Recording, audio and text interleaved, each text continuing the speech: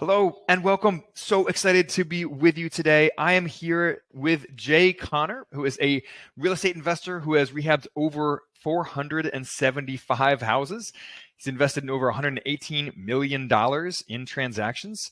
Jay has completely automated his annual seven-figure income business. So where he works on buying and selling houses less than 10 hours a week, which is awesome. We're going to talk about how he does that today. So Jay, welcome to the show.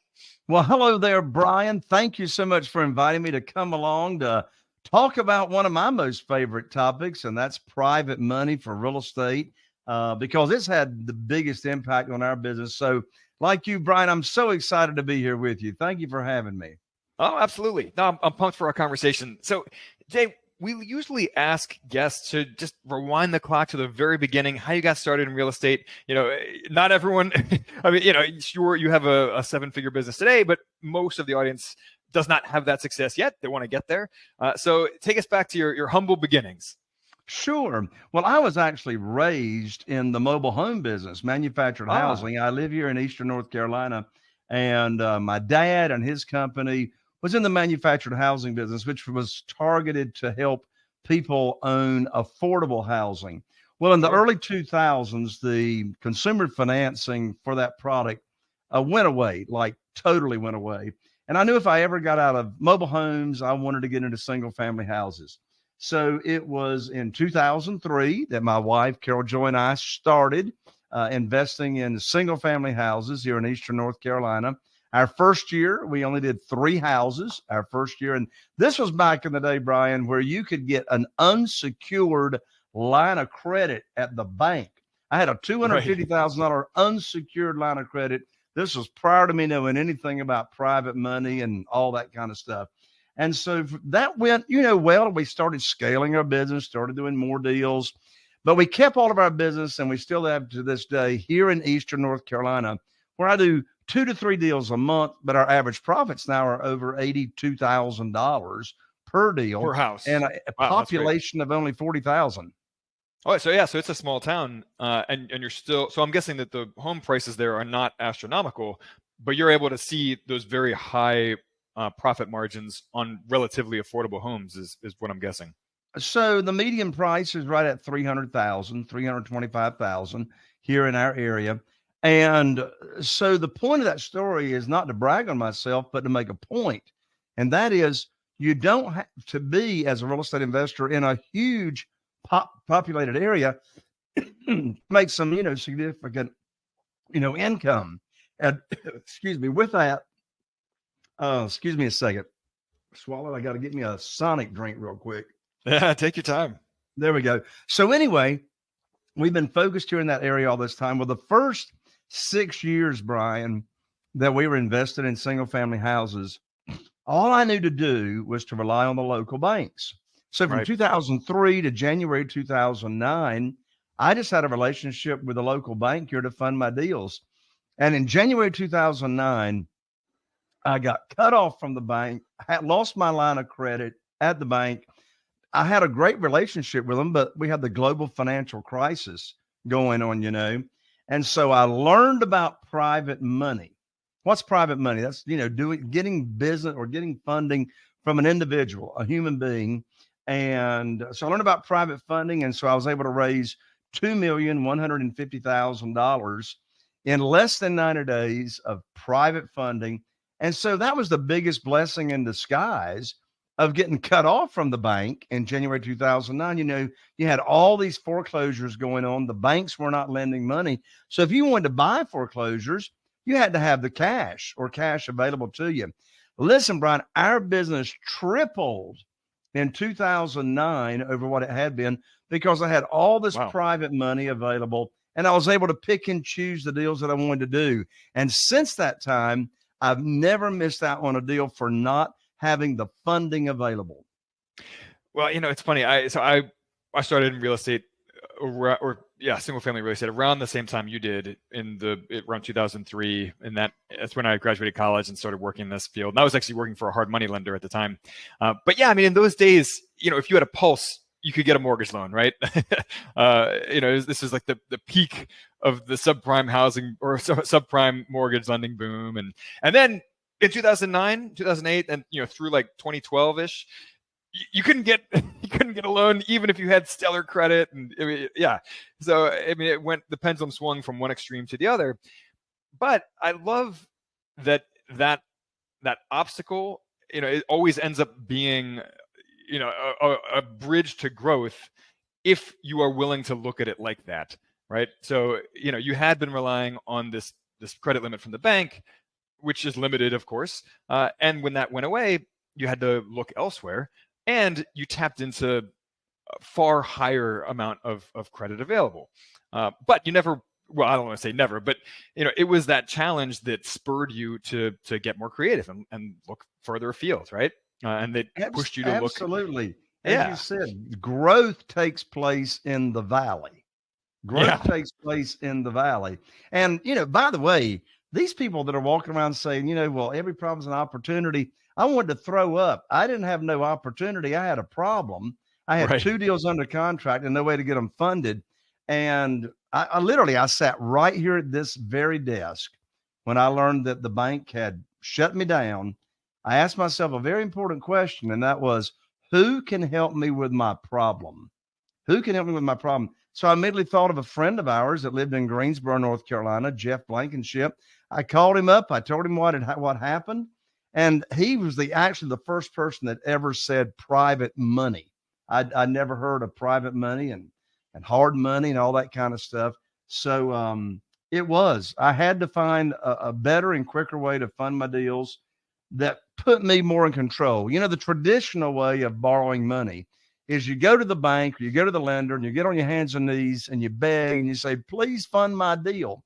But that's not the Right. deal here in this world of private money. We make the rules. We set the interest rate. We set the term. So instead of asking for a mortgage, we offer mortgages to our private lenders. And so we don't beg, chase, persuade, try to sell, try to talk anybody anything. We just make our private lending program available to regular people like you and me. And so that's how I was able to raise over $2 million in less than 90 days, which was a lot more than the bank had given me at the time. I had $1 million. So the way that I do private money really puts the real estate investor in the driver's seat. Well, let's pause for just a moment to make sure that everyone understands what we mean when we talk about hard money versus private money, because even though they're similar, they're not the same thing. So let's just pause, and I want you to go ahead and invest or describe this in your own words. The Sure. difference between a private lender and a hard money lender. Yeah. Typically, a hard money lender is a brokerage or is a broker of money, to where the hard money lender brokerage goes out and raises money from private lenders, okay, individuals, to invest in their fund. And then the hard money lender turns around and loans that money out from that fund that private lenders have invested in. And then, they'll charge origination fees and points and et cetera. And by the way, I'm not knocking hard money lenders. Some of my best friends on the planet are hard money lenders. I say have as many relationships in place as you can. However, in contrast to hard money, a private lender is an individual like you and me, a human being that loans money either from their investment capital and or their retirement funds to us real estate entrepreneurs, us real estate investors. So the private lender, an individual, acts in the same capacity as a bank. We give them the same protection. We're not borrowing unsecured funds. We're backing those notes, the promissory notes, with a mortgage or deed of trust. So that gives them security. We name them as a mortgagee on the insurance policy, and et cetera. So again, you're not borrowing institutional money. All right. There's no middle person involved. And everything that we do with a private lender is what we call a one-off. Well, what in the world is a one-off? A one-off means is you have a private lender or maybe a couple of private lenders that are funding your single family house deal, and they are each getting their own promissory note and getting their own mortgage or deed of trust. So in the world of single family houses, we're not raising money for a fund like you would for apartments or commercial deals. It's Right. a private lender or a couple of private lenders are funding a single family house. Yeah, no, I love that. And it's like you said, it's private individuals, often friends, family, lending you their personal funds for your real estate deals. We actually, in our investment club, we run a passive real estate investing club where we get together once a month and we vet different deals together and we go in on them together. We actually just this past week met with a real estate investor based up in Michigan, and we're lending him private money basically. And getting it secured with a lien and getting a personal guarantee from him, a corporate guarantee, all that good stuff. So yeah, no, it's a great way to diversify. I've got some other private money loans out with other investors around the country. Yeah, no, I love private money, and it's something that a lot of real estate investors don't fully appreciate or understand. And one question that I hear from a lot of mom and pop real estate investors who are thinking about trying to raise some private money from friends and family or from other individuals is, oh, well, aren't I going to pay a higher interest rate to them than to a bank? And I have my own response that I tell those people, but I'm curious to hear your response when people ask you that question. Sure. Well, I pay all my private lenders, all 47 of them, the same thing. It's just the same program. And I've been paying the same thing ever since 2009. So I pay 8% in first position. If someone's just funding the rehab of a deal, we pay 10%. But there's no origination fees. It's just a straight 8 or 10%. Prior to COVID, the average 12-month CD yield in the local bank got all the way down to 0.17%. Right. And so 8% was like, how many times more than 0.1% is that? Today, I'm still paying 8%. And, people will ask me sometimes, say, well, look, rates have gone up so much. Why aren't you paying your private lenders more than 8%? I mean, right here at First Citizens Bank down the street, you can now get a 4.5%, in a CD. And I say, well, it's real simple. 8% for my private lenders is still a whole lot more than 4.5%, right? So, when you're doing business such as yourself with yourself, Brian, who's a hard money lender, then it's a negotiation process, right? But when you put on your teacher hat, which I have right here, my private lender teacher hat, when you put on your private lender teacher hat and you're teaching people that have never heard of private money, that have never heard of self-directed IRAs, and how they can use retirement funds and get tax deferred income unlimited, or tax free income unlimited, depending on their retirement account, then I mean, it's like they never heard of this. And it's like fantastic. All 47 of my private lenders never even heard of private money or private lending or self-directed IRAs until I put on my teacher hat and I taught them about it. Yeah. So your response to them is similar to mine when people ask that question is, yes, you might pay a little bit more in interest to a private lender, to your friend or family member. But you get a couple of things for that. One, you're typically not paying them points, right? So you're saving money in the upfront fees. And for a short-term like flip loan or a renovation loan for purchase rehab or the Burr method, most of what you're paying the lender is in points and fees. It's not, you're only going to have the loan for a few months, right? So it doesn't matter if you're paying 10, 12, 14% if you're only making 5 monthly payments. The real loss there is in the junk fees and in the points. So you don't have any points when you pay a private lender, and it's flex funding, right? You can use that money towards different projects that you need on the timetable that you need. So you can go out there and make cash offers on a really distressed property and close in 4 days from now if you need to. No lender is going to move in that kind of time frame, right? So I love that. Jay, I want to ask you about your automation in your business, but before we do that, is there anything else any closing thoughts that you want to say about borrowing money privately? Actually, there is one question beyond that I wanted to ask you about private money, and that's, how do you go about approaching friends, family members, neighbors, colleagues, people that you have a personal relationship with, about borrowing private money from them without feeling sleazy, salesy, anything like that? Like, what's your approach? Yeah. Well, it all comes back to your mindset, right? So if you have got a mindset of asking people for money, well, that's no good. right? Yeah. And the mindset that I lead with and that my students lead with is I'm serving these people. I'm not asking anybody for money. I'm showing them how they can get high rates of return safely and securely without talking about a deal. I mean, the worst time to be raising money is when you need it for a deal, Right. right? So first we just put on our teacher hat and we share with people. It could be over coffee. I mean, I've raised $969,000 at one private lender luncheon where I just invited people to lunch. I brought my CPA, my realtor, my real estate attorney, and I just taught them what private lending was all about without having any kind of deal involved. Desperation has got a smell to it, right? Yeah, And absolutely. if you're talking private money and you got a deal that you're looking for funding, you're already sounding desperate. So we separate the conversation of teaching people what it is, how they can earn high rates of return safely and securely, and then having a deal for them to fund. I've never pitched a deal.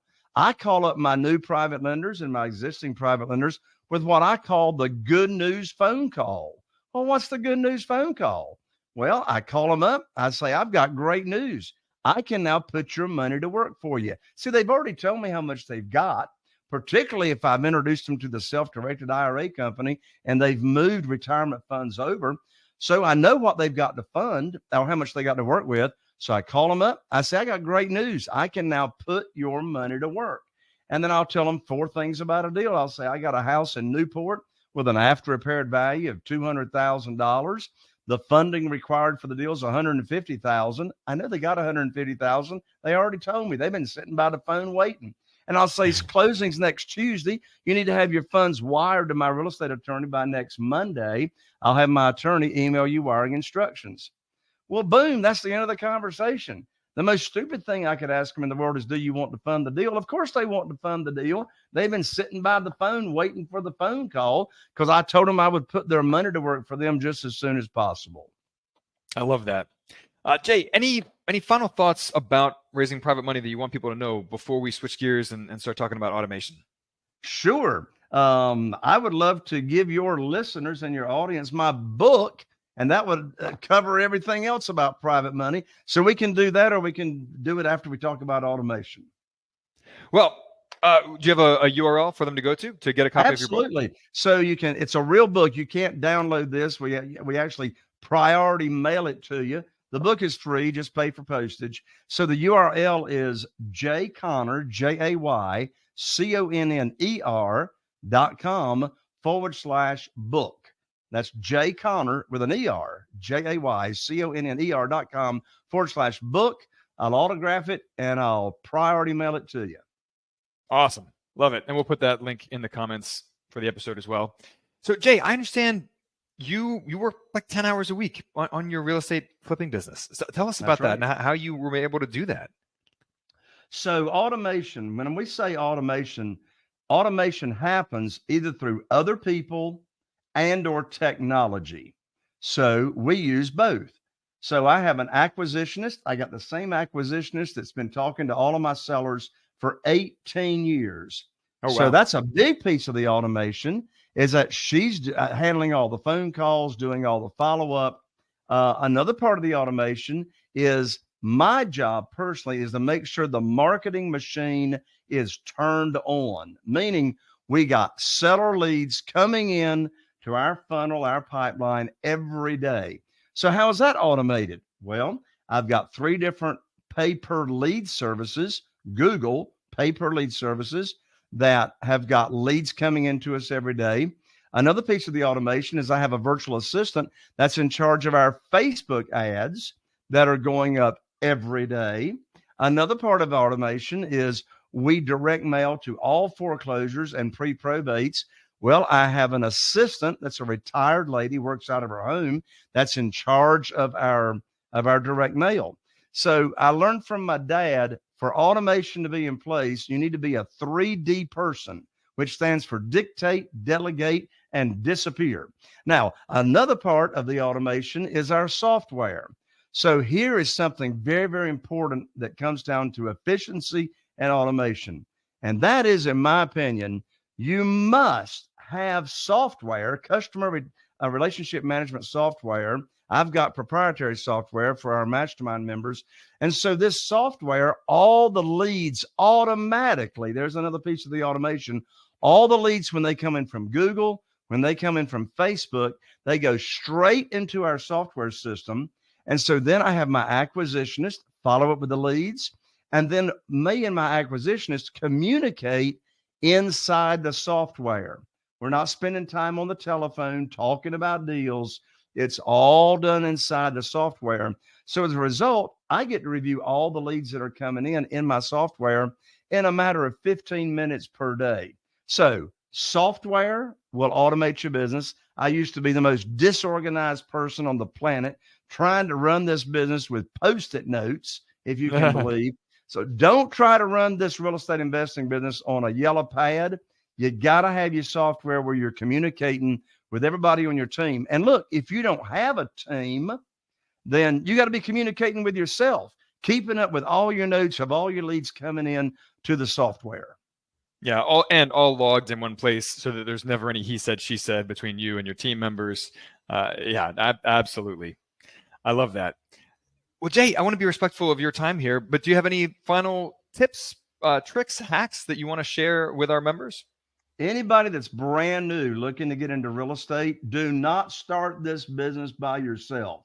Get yourself a coach or a mentor like Brian Davis or somebody in your local area that can hold your hand. Don't start this business the way I did by trying to read books and go out there and do it. Because let me tell you something, you're going to pay for your education one way or the other.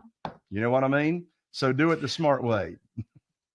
Yeah, I wish that I had taken that advice to heart when I was in my early to mid 20s and I first started investing in real estate. Made every mistake in the book because, I had that arrogance of youth, right? Where, you think, oh, I can figure this all out by myself. I'm smarter than these guys, blah, blah, blah.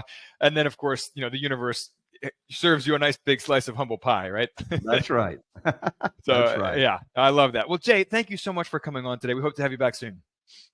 Thank you so much for having me, Brian. God bless you.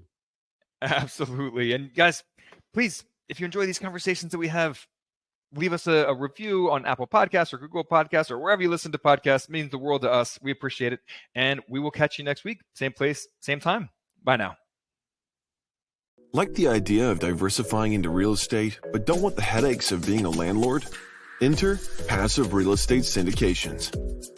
You buy fractional ownership in apartment complexes and other large-scale properties. Earn your share of rental income and your share of the profits when the property sells. In fact, most of the syndicators we've invested with have averaged returns over 20% per year. You even get full tax benefits, including accelerated depreciation.